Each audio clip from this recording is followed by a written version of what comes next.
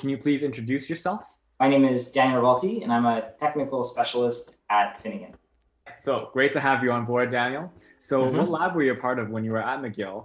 And could you give a really brief overview on your research? I was in Jim Gleason's lab from 2007 to 2014, and my project was a total synthesis project on palaumine. What did you do right after graduating from McGill? After graduation in 2014, I went to do a postdoc at Florida State. I went to go work for Tyler McQuaid, and he was doing some really great stuff in flow chemistry and applying flow to the synthesis of antiretrovirals that were already on the market. So it was a collaboration between his lab and Frank Gupton's lab at Virginia Commonwealth University. When did you decide that you did not want to continue in academia? After Florida State, I also did a year-long stint at Boehringer Ingelheim as a research assistant professor while I was at Virginia Commonwealth University. I was working in the process group, and so I got a very good perspective on being in pharma and doing the day-to-day routine that they had, while also having sort of my very academic projects while I was there.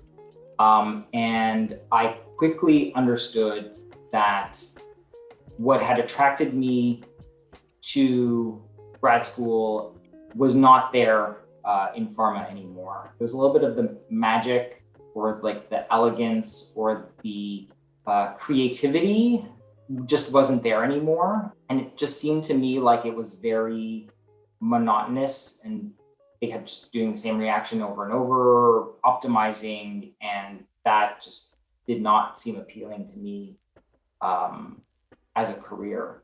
A colleague at BI was sort of in the same boat that I was, sort of questioning career paths and trying to figure out alternatives, was very instrumental in helping me, sort of figure stuff out.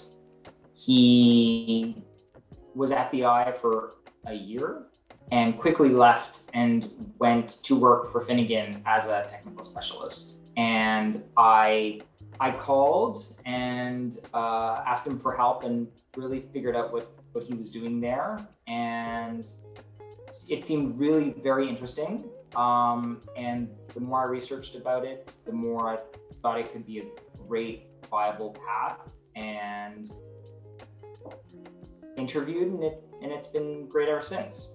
What is it like to work in the field of IP? Finnegan as a firm has clients that have very specialized inventions and assets. And so they come to us because they know that we have a vast array of skills, and inventions usually are very complex and they need people who understand them in detail in order to get these assets into the patent office and to get them a patent.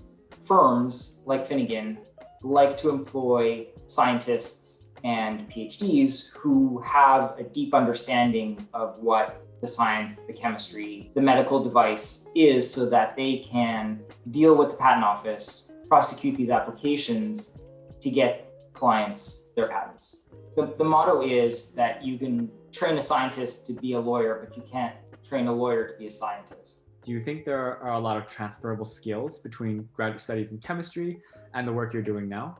Yes. Grad school teaches you a lot of different skills. One of them is research.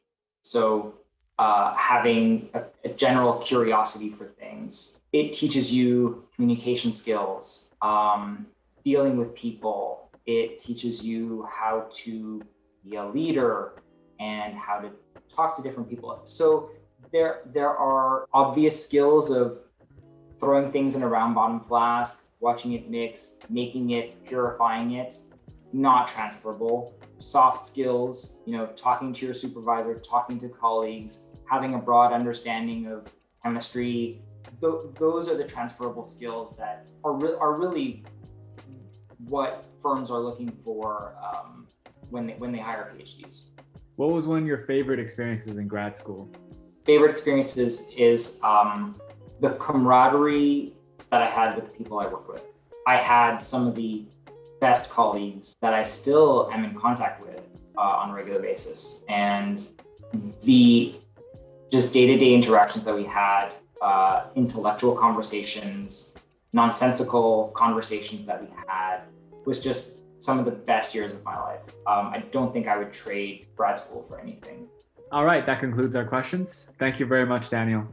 Perfect. Cool. Great. Well, thank you so much.